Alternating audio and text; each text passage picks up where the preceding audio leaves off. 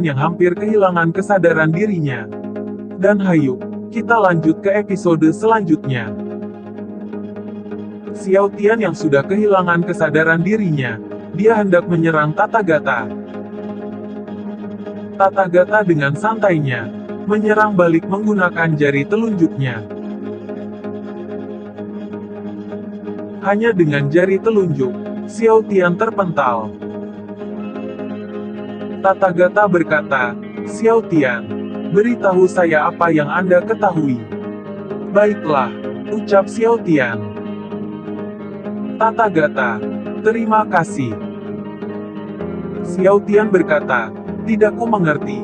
Suatu malam, tim prajurit surgawi berjaga dan berpatroli seperti biasa, dan tiba-tiba berubah seperti kena sihir dan mulai saling membunuh. Mereka tidak setuju satu sama lain, dan mereka berkelahi, dan bahkan saling membunuh. Namun anehnya, sebagian besar prajurit surgawi akan tenang dan bahkan merasa nyaman setelah melampiaskannya. Dan para prajurit surgawi, yang menekan niat membunuh batin mereka, dan tidak melampiaskan, tubuh mereka akan terus membengkak. Parahnya, fenomena ini sudah mulai menyebar ke seluruh alam semesta. Bahkan aku tidak bisa mengendalikan diriku. Akhirnya meledak mati terbakar. Langit berada dalam kekacauan. Dan seluruh surga akan berada dalam bahaya. Setelah pembunuh mengetahui hal ini, dia memanggil saya dan tentara surgawi yang diubah ke ruang rahasia bawah tanah ini. Melalui pertempuran, untuk melampiaskan semangat juang. Mereka yang di luar kendali dan gila tidak akan luput dari kematian. Tathagata berkata, "Itu saja, saya mengerti." Xiao Tian berkata, "Dewa Tathagata, aku tidak tahan lagi. Tolong bantu aku." Tathagata menjawab, "Apa yang bisa saya bantu?" Xiao Tian berkata, "Tolong bunuh aku." Di sisi lain, Dewa Mata Tiga sedang mencari Xiao Tian. Dewa Erlang berkata dalam hati, "Xiao Tian, mau pergi kemana kamu? Anda yang saya kenal tidak akan pernah lolos." Dewa Erlang mengingat masa lalunya, saat melawan ras aneh berambut panjang.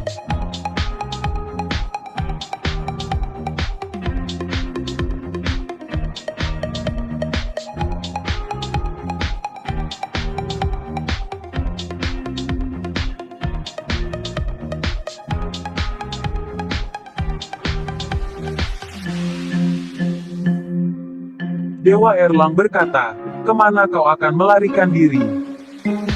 Dewa Erlang terus mengejar dan menghabisi ras aneh itu. Pun mereka berlarian, merasa takut pada Dewa Erlang.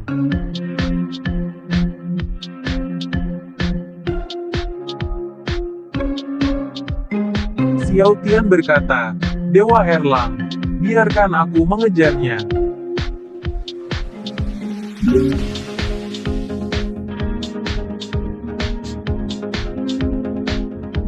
Xiao Tian berkata, "Monster melakukan kejahatan di mana-mana, dan kematian bukanlah hal yang disayangkan." Xiao Tian berkata, "Dewa, aku mengerti."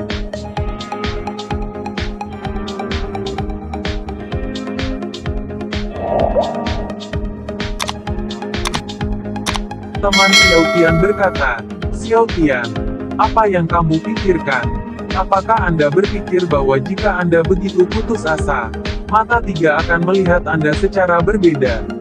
Xiao Tian menjawab, "Jangan bicara omong kosong. Saya bukan orang yang menyanjung yang Anda pikirkan."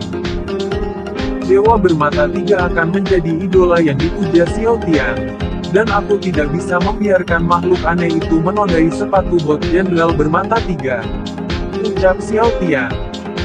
Dewa Erlang berkata, "Haha, dengan kemampuanku, membunuh ras aneh itu mudah, tanpa mengotori sepatu bot sama sekali."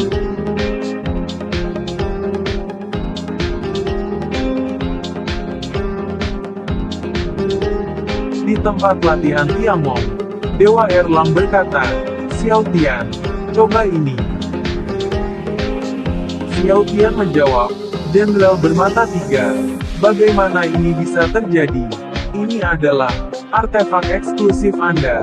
Dewa Erlang berkata, siapa bilang tidak? Anda adalah rekan seperjuangan saya. Anda memiliki kualifikasi ini.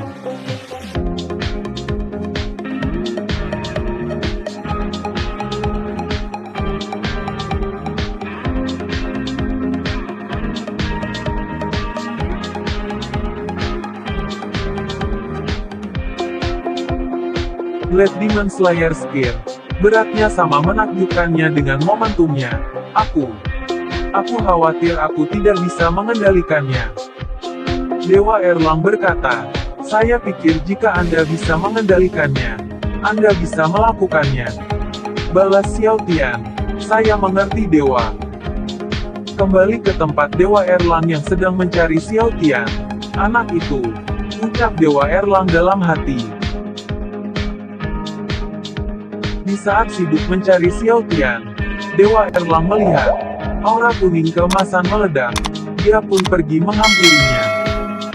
Sesampainya di tempat itu, dia benar-benar kaget apa yang dilihatnya.